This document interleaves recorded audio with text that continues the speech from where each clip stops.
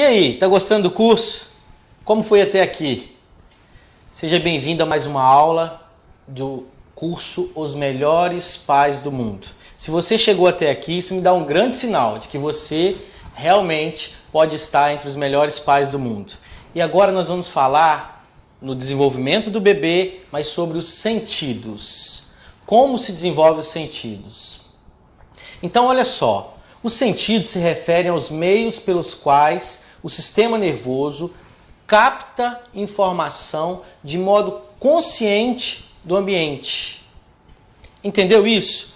Como o nosso organismo interpreta as nossas sensações. E aí, eu vou te fazer uma pergunta. Quantos sentidos existem? E eu vou te falar uma outra coisa. Eu acho que você foi enganado. Você vai descobrir nessa aula que talvez você foi enganado durante toda a vida. 5 sentidos? Será? 6 sentidos por causa do filme, o sexto sentido. Não, tem mais do que isso, tá bom? E nós vamos falar sobre cada um deles. Na realidade, a gente fala que nós temos 5 sentidos para ser uma forma mais didática, né? A gente tem a visão, a audição, o olfato, a gustação e o tato. Mas quando você pega, por exemplo, o tato, a gente pode subdividir esse tato em algumas características de tato. Por exemplo, o tato tem a característica de sensibilidade superficial, tem a característica de sensibilidade profunda e tem a característica de sensibilidade visceral, que acontece lá nas suas vísceras.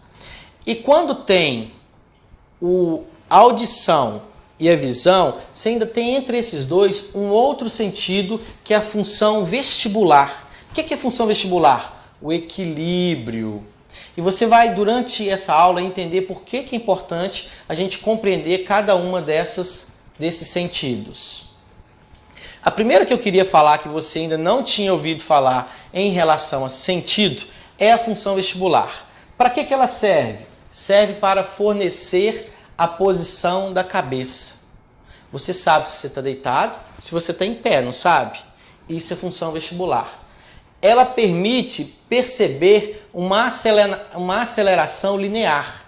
Quando que eu percebo isso? Vou subir de elevador, eu consigo saber, mesmo sem ver o lado externo, se eu estou subindo, se eu estou descendo, se ele está em movimento.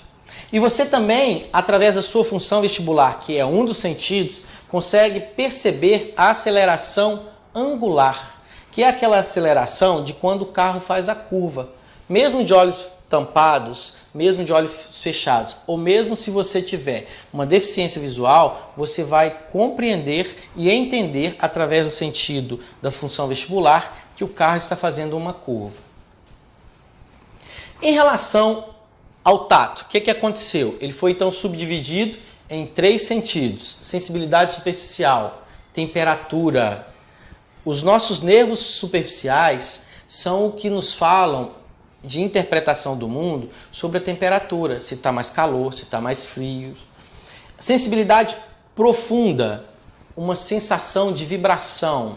Pega alguma coisa que bate aí, coloca em você para você ver se você tem essa sensibilidade. E sensibilidade visceral, são aquelas sensações que nós temos de que nosso organismo, nosso intestino está se movendo, ou até mesmo dores, queimação do estômago. Isso tudo faz parte da sensibilidade visceral. Então, no fundo, tato é a capacidade de sentir estímulos mecânicos. E aí eu te pergunto, e a temperatura também é tato? Agora você já sabe que sim, que é através da sensibilidade superficial. E as sensações viscerais? Ninguém põe a mão lá, mas é tato? Agora você já sabe que sim, porque são parte da sensibilidade visceral. Qual a importância dessas informações? Doutor Marconi, para que serve eu saber disso para o meu filho? Olha só, as estruturas do sistema nervoso central, responsável pelos sentidos, não estão plenamente desenvolvidas no recém-nascido. Elas terão seu desenvolvimento fortemente influenciado pelos estímulos externos, ou seja, O meio é capaz de modificar o sistema nervoso do bebê. Entendeu? Se não entendeu, para tudo. Mais uma vez, eu estou voltando lá no início de quando a gente começou. O meio interfere na formação da sua criança. Hoje eu recebo no consultório criança que tem alteração da sensibilidade porque não consegue pisar na grama. Você sabe por que foi isso? Porque o pai não permitiu que ela desenvolvesse aquela sensibilidade superficial. Então, você entender todas essas sensibilidades é importante para que você entenda que seu filho precisa de passar por exposição a essas sensibilidades. Mais uma vez, eu estou moldando o cérebro do meu filho. Eu tenho uma capacidade de modelar o meu filho de acordo com o que eu exponho. Meu filho, veste a camisa que está muito frio. O menino às vezes está sentindo um calor danado. Então, você tem que entender dessas sensações para que você possa até mesmo proteger o seu filho. Vamos para frente. Olha só. Existe uma coisa que é uma área somestésica. É uma área no cérebro responsável só pela sensação. Ela fica no córtex pró-central. Tá vendo esse bichinho aqui? Esse bichinho aqui é o homúnculo. O homúnculo, se você perceber, ele tem a boquinha maior, ele tem as mãozinhas maiores. Por que isso? Porque ele ocupa uma área maior dessas regiões no cérebro. Por que isso é importante? Você vai descobrir mais ao longo dessa aula, mas a priori isso é importante para você entender que existe uma área somestésica no giro pós-central que a língua, a boca ocupa um grande espaço. Gustação, sensibilidade na boca é muito maior, ela é muito mais inervada, as mãos também. Existe uma coisa chamada estereognosia. O que é estereognosia? Faz o teste aí na sua casa. Pede seu filho para fechar o olho, coloca algum objeto dentro da mãozinha dele. Se ele já fala, você vai falar o que tem dentro da sua mão. Pelo tato, sem ver, ele vai conseguir descobrir. Isso é por causa dessa maior porção que tem essas regiões. Faça o mesmo teste, pega o mesmo objeto e sem ele ver, coloque na perna e veja se ele consegue interpretar. Não, ele não consegue interpretar. E por que é importante a gente saber disso? É importante porque no recém-nascido, o tato é o sentido mais evoluído, que a criança já sai na frente com ele. Mais uma vez, o desenvolvimento ocorre de cima para baixo, do centro para a periferia. Aí eu vou fazer outra pergunta. Em qual área terá mais sensibilidade? Mais uma vez, áreas mais superiores e mais centrais. Boca. A boca é a área que a gente tem, que o neném tem a maior sensibilidade. É a parte dos sentidos na criança de 0 a 2 anos que está mais desenvolvido. E aí o que acontece? Meu filho leva tudo na boca. Será por que isso acontece? Agora, mamãe, você já sabe, porque ele tem mais desenvolvido. Não é porque ele tem o hábito de pôr tudo na boca, é porque através da boca ele consegue interpretar aquele objeto. Ele consegue perceber relevos naquele objeto. Ele consegue perceber texturas naquele objeto. Para que serve, mamãe? Eu saber isso. Serve para que eu possa ter objetos na criança perto dela, para que ela ponha na boca, para que ela morda, para que ela manipule.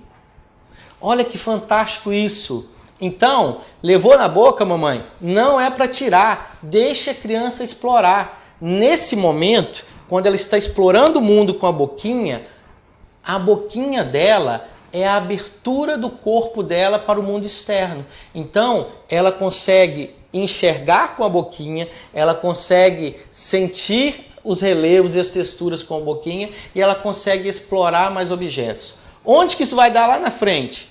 Crianças mais exploradoras são crianças mais criativas. Deixe o seu filho explorar o mundo. Deixe o seu filho colocar as coisas na boca Claro que não é, não vou pegar uma coisa lá do chão que caiu sem higiene e colocar na boquinha dele. Mas estando bem higienizado, não tem problema nenhum. Olha lá que bonitinho. Ela está colocando o pezinho na boca, ela está conhecendo o corpinho dela. Através da boquinha, ela está tendo a sensação dos dedinhos dela. E até objeto que não deveria, né? Porque a forma dele encarar o mundo. O que ele fez? Ele foi lá e pegou um fio e pôs na boca. Tem que ter cuidado, mas eu só coloquei a imagem para te mostrar que realmente eles exploram o mundo com a boquinha. Vamos para frente. Aos 18 meses, eles já exploram os objetos com as mãos por ter melhor sensibilidade e já tem o movimento de pinça. Isso é uma característica fantástica no ser humano. Nenhum outro animal consegue fazer o movimento de pinça naturalmente tão jovem quanto o homem. Isso criou uma habilidade no homem que é ter estruturas e realização de movimentos finos. E aí, com 18 meses, ele já está sentado, já está correndo, ele começa a fazer essas explorações, pega coisa pequena, já consegue encaixar as coisas. Para que serve essa informação, mamãe? 18 meses, a gente já começa a brincar com a criança e fazer pinça, já começa a colocar ela para fazer encaixe com coisas menores. Ela já dá conta disso. Lógico que tem que ser com segurança, indicado para a idade, mas ela já consegue fazer a pinça e isso também faz parte do neurodesenvolvimento. Como que eu desenvolvo isso então? Deixando o meu filho brincar com objetos que ele precise fazer pinça para brincar. E aí, olha só essas aqui, todas explorando já, sentadas, com as mãos livres, explorando o mundo, cada um da sua forma. Uma explorando o seu corpinho, outro explorando o objeto, outra olhando para o tempo, tentando explorar uma outra pessoa que provavelmente está ali.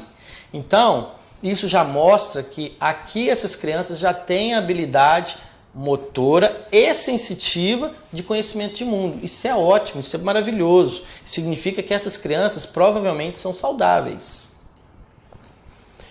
Olha só, vamos falar então daquela coisa da sensibilidade superficial. Os recém-nascidos, eles não conseguem regular a temperatura corporal adequadamente. Eles ainda estão aprendendo. Lá no sistema nervoso, lá na anatomia, o centro que regula a temperatura, ele fica lá perto de onde eu falei assim, ó, bulbo, ponte, mesencéfalo, mas no meio, um pouquinho para baixo no cérebro ali, quase na medula. E se você lembrar que a gente amadurece de cima para baixo, essa é uma área que demora um pouco mais a amadurecer. E aí, por que eu estou te contando isso? Porque muitas vezes eu já peguei no hospital criança com febre porque a mãe embrulhou a criança tanto que ela começou a perder, desidratar e entrou em febre. Então, a criança, com relação à temperatura, ela te dá pistas se está quente ou se está frio. E você pode levar um dano no desenvolvimento do seu filho se você não tiver essa percepção. Se uma criança, quando ela está com frio, ela dorme mais juntinha, mais fechadinha. Uma criança, quando está com calor, ela movimenta mais e tem os braços mais abertos, as perninhas mais abertas. Eu coloquei duas fotinhas e aí você mesmo vai interpretar para mim. Está com frio ou está com calor? Provavelmente com frio. Olha a mãozinha, olha o jeitinho que ela está. E essa aqui? Provavelmente está com calor. Mas me parece muito mais agradável essa aqui do que essa aqui. Essa aqui está com a carinha bem fechadinha e essa aqui não está com a carinha mais abertinha. Então, o corpo mostra para a mamãe se a criança está com frio ou não está com frio, e proteger nossas crianças do frio e do calor também faz parte de cuidar do desenvolvimento dos nossos filhos. Vamos para o último, que eu também acho muito interessante, que é fantástico, que é o sistema vestibular. Olha que massa! Junto com o tato, o sistema vestibular encontra-se bastante desenvolvido ao nascimento. Lembra do tato? Boquinha, mãozinha. O sistema vestibular também. E aí, teve esse estudo. Eu não posso deixar esse estudo aqui para vocês porque é um estudo fechado. Mas quem tiver acesso, eu acho que você consegue copiar o nome aqui e quiser comprar esse esse artigo, você entra na internet e consegue acesso a ele. Mas o que esse estudo fez? Esse estudo pegou algumas crianças e colocou os pais para sentar em cadeiras giratórias e girar com essa criança várias vezes por semana, um número X por semana. E pegou um outro grupo controle que não foi exposto a isso, a esse girar. O que esse estudo está querendo provar? Está querendo provar que ajudar o sistema vestibular da criança também ajuda no desenvolvimento neuropsicomotor. E qual que é a conclusão que ela chegou, que esse estudo chegou? Que as crianças que brincaram de rodar ali com os pais naquela cadeira giratória, ao final do estudo tiveram melhor desenvolvimento motor comparado àquelas que não têm desenvolvimento motor, não tiveram essa exposição. Os estudos mostram que brincar de rodar ajuda o sistema vestibular e o sistema vestibular ajuda o desenvolvimento motor. É muito fácil você perceber que a criança gosta de ser embalada. Você já percebeu que os nossos filhos gostam de ser movimentados o tempo todo? Isso estimula também o sistema vestibular, acalma a criança e causa o desenvolvimento motor mais rápido nela.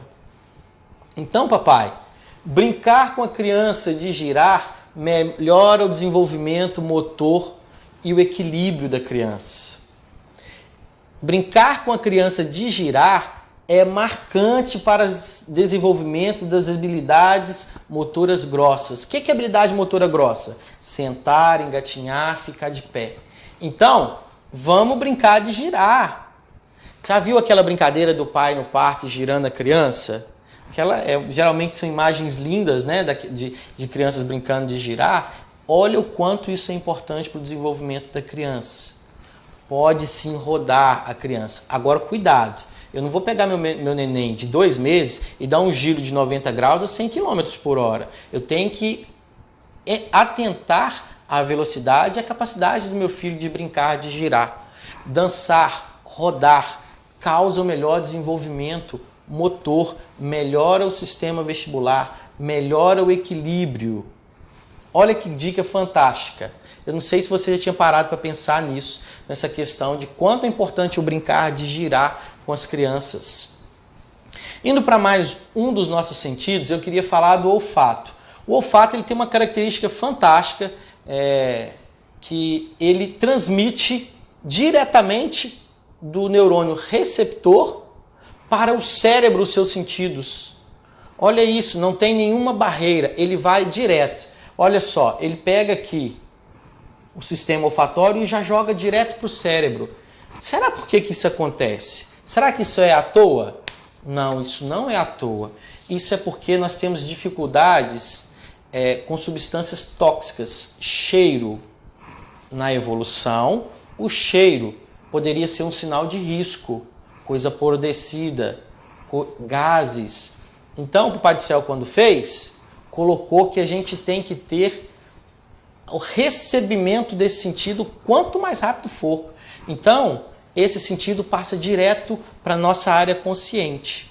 Assim também como passa os cheiros agradáveis, que denotam as emoções, e os odores são capazes de nos fazer lembrar de memórias, né? Então, por tudo isso, há essa importância dessa conexão direta do neurônio do órgão olfatório para o sistema nervoso central.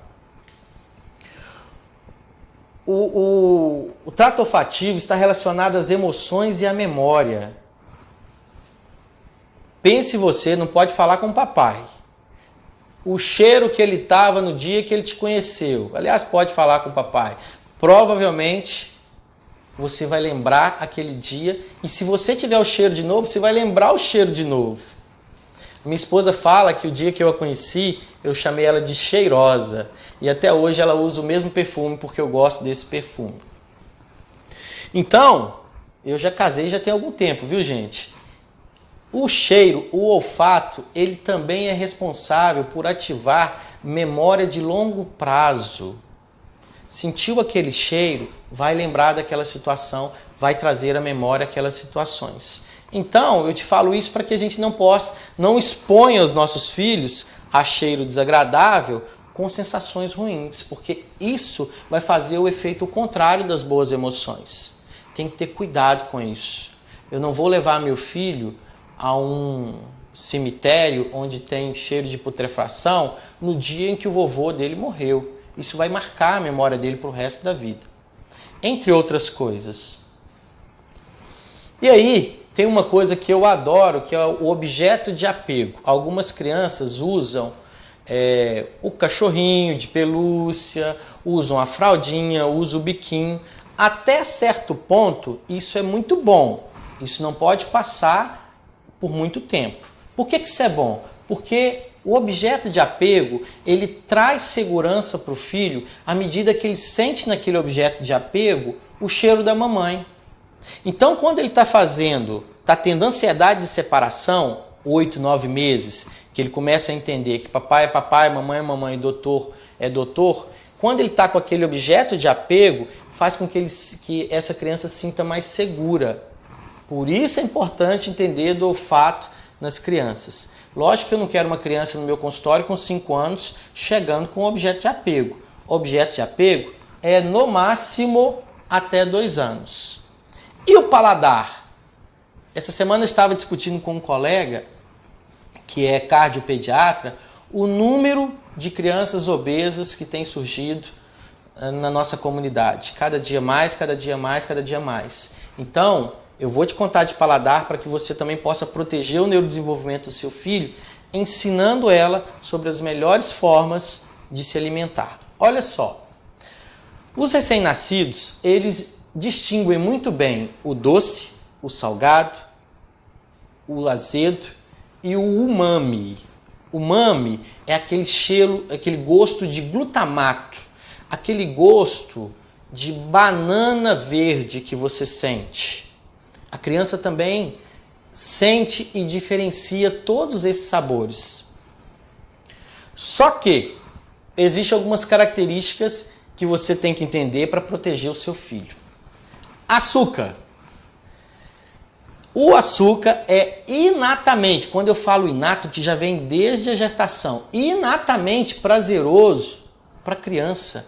A criança, ela já tem o seu DNA, o prazer pelo doce desde o nascimento.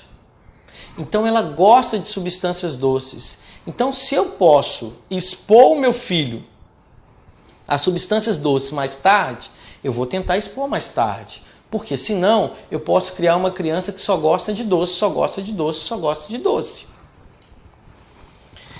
E o sal? O sal já é o contrário. A criança ela não gosta muito de coisa salgada. Aliás, ela não tem nem assim o gostar ou não gostar, não faz muita diferença para ela. Principalmente nos primeiros 6 meses de vida. Por que a gente acha que isso ocorre? Porque nos primeiros meses de vida, o sal ele é formado para que ele age no corpo, para que haja maior filtração, para que haja maior filtro do sistema hemodinâmico. Ele concentra mais a urina, ele faz excretar mais água. Só que a criança, nos primeiros meses, tem os rins ainda não estão completamente formados. Então, como o sal ele agiria acumulando esse líquido, o que a natureza fez? O que o Papai do Céu fez? Fez com que as crianças não tivessem muito prazer nesse alimento. Vamos para frente? E aqui eu quero que pare tudo, mais uma vez. E se o papai não estiver por perto, mamãe, chame o papai, porque isso aqui é algo importante, é algo muito grave que a gente tem que discutir. O álcool, mamãe. O álcool, infelizmente, ele passa livremente pelo leite materno. E aí, você pode me perguntar assim, uma taça? Eu não sei. Uma garrafa? Eu não sei. Porque olha o que acontece, os estudos não conseguem mostrar o quanto que seria prejudicial à criança, independente da quantidade que você bebeu. Então pode ser que uma garrafa para o seu filho vá fazer mal. Você sabe por quê? Porque o recém-nascido não tem o fígado totalmente formado e desenvolvido. E mais uma vez, ele não metaboliza o álcool. Já se sabe que mães que usam muito álcool durante a gestação vão ter filhos com uma coisa chamada síndrome alcoólico fetal. O que é essa síndrome?